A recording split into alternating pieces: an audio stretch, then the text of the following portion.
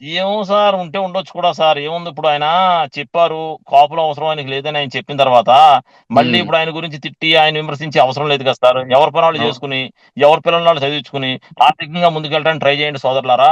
మన గొడవలు వద్దు. ఏంటి, మనకి ఏ వ్యవహారం వద్దని నేను స్మూత్ గా చెప్తున్నాం. ఇప్పుడు మేమేం పవన్ కళ్యాణ్ గారిని విమర్శించట్లేదు. ఆయన రూట్ లో ఆయన వెళ్ళనివ్వండి. Let him um, get success. All the best Pawan Kalyan గారు.